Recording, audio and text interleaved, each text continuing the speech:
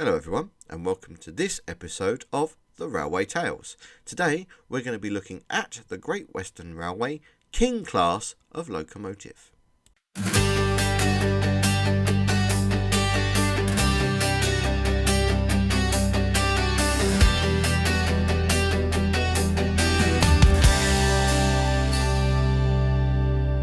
Chugging down the tracks, the whistle blows. Every mile a story, every stop a glow. From steam to diesel, the rails unwind.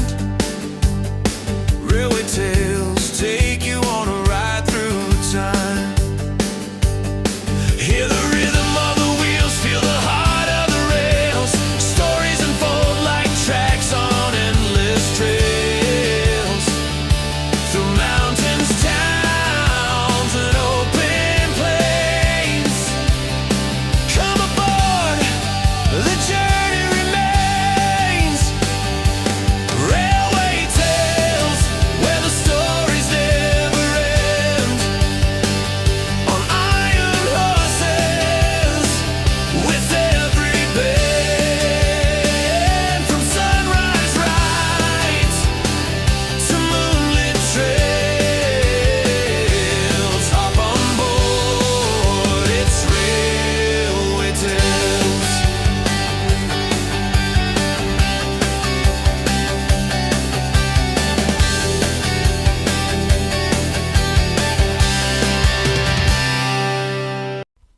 The GWR King class was the most powerful British locomotive ever built to a 460 design, having the highest possible axle load of 22.5 tonnes and the largest fire grate at 34.3 square feet of any British narrow firebox design. All of the GWR King classes were built in Swindon and their build dates vary. The first batch of 20 locomotives were built between 1927 and 1928. A further 10 locomotives were built in 1930 and a further locomotive was built in 1936, making it 31 locomotives in total for the class. Now bear with me with the design of the locomotives because from what I've been researching it can be quite messy. Firstly, Collett is written down in the history books as designing the locomotive first of all. However, all the works were undertaken by his chief draftsman, Frederick Haxworth. Now, whilst doing my research for this class of locomotive, I should say, another name keeps popping up of William Stanier. Now, at the time, Stanier was the LMS chief engineer.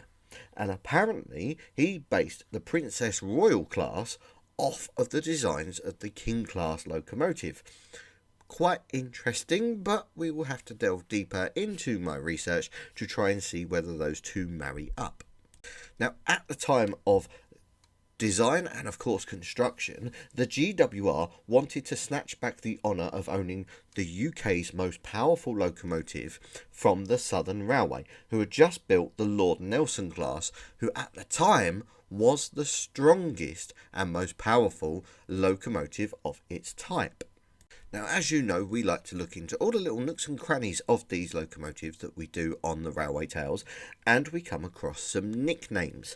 Now, one nickname, although I could technically call this a design name, was given to the class before they were called the Kings by Sir Felix Pole, who at the time was the GWR's general manager. He referred to the locomotive design as a super castle. Now, the super castle nickname is because the castle class locomotive, which predates the Kings, was the more powerful locomotive before the Southern Railway took over, and they wanted a locomotive to be more powerful than the castles. But then the name changed to the King class later on during the design phase. Now, because of this, the locomotives were now named after kings of England, starting with King George V for locomotive 6000. King George V also visited America in 1927, which we will get onto a little bit later. But two locomotives did have their names changed. Number 6028, formerly King Henry II, and Locomotive 6029, King Stephen, their names were changed in 1936 and 1937 when Edward VIII and King George VI came to the throne in the United Kingdom.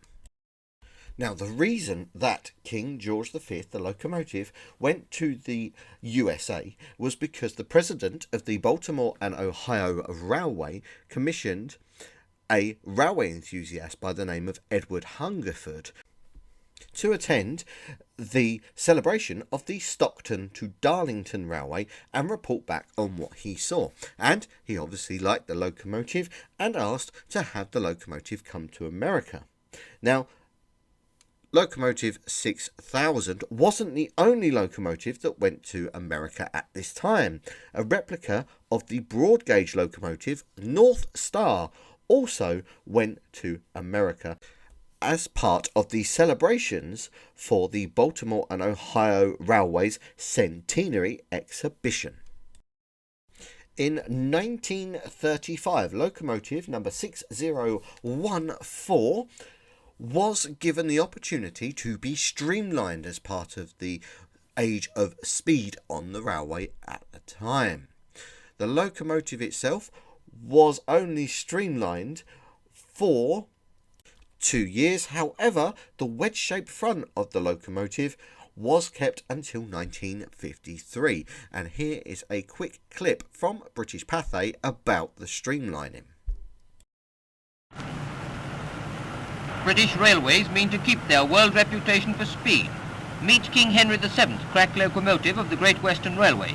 He's been given a little something that other engines haven't got. At Swindon Works, he's been given a streamlined body and a bullet nose designed to reduce wind resistance. He's to attack the rail speed record which Britain already holds. In his new dress, King Henry VII goes for a trial spin.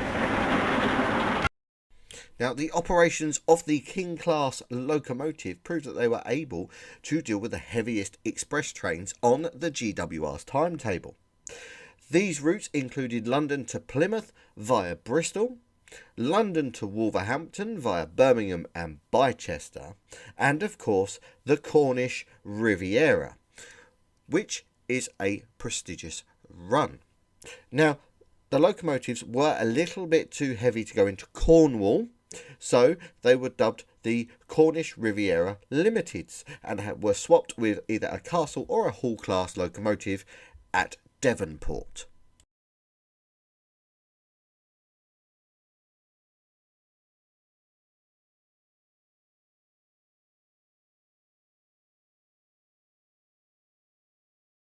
Now we're going to talk about a couple of accidents and incidents that happened with the King class of locomotives. Firstly, on August the 10th, 1927, locomotive number 6003, King George IV, became derailed at speed approaching Midgham. If I pronounced that wrong, I do apologise. This led to the suspension of the locomotive being rearranged and improved. On the 15th of January in 1936, locomotive number 6007, King William III, derailed when it hit a train hauled by a GWR 2800 class of locomotive just outside of Sheringham in Berkshire. Now, there was 2 people killed, unfortunately, in this accident, and the locomotive was written off and replaced with another locomotive with the same name and number. On the 4th of November 1940, an express passenger train hauled by locomotive number 6028, King George VI, derailed at Norton Fitzwarren in Somerset. Now, this was down to driver error, and unfortunately 27 people were killed and 57 people were sadly injured. Now, a subject not many people are aware of is the 1948 locomotive exchange trials that happened under British Railways, where I will go into more detail in another video. However, a selection of locomotives were chosen to trial on different areas of the network to see which ones were better. Now, one of the King class locomotives did successfully go on one of these trials. However, due to its size, weight and of course power, it could only work on the LNER East Coast Main Line.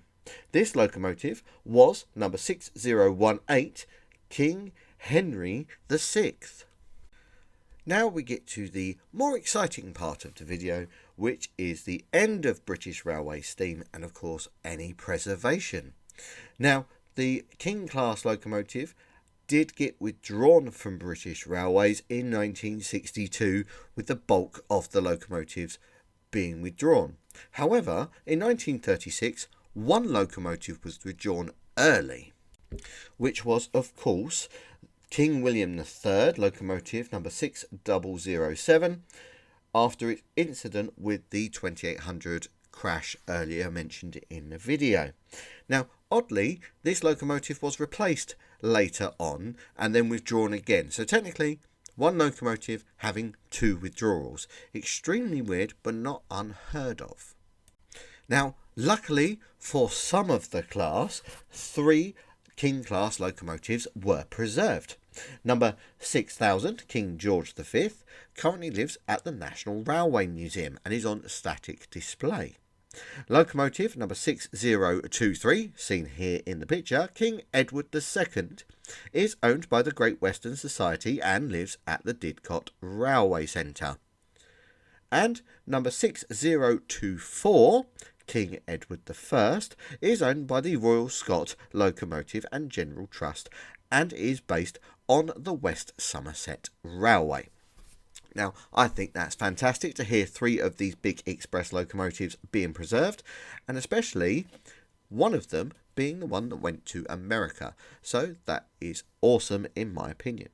Now, before we finish this video, we're going to run some footage that I've got from YouTube, and I'd like to say thank you for everyone watching, and I hope you've enjoyed, and we'll see you on the next episode of The Railway Tales.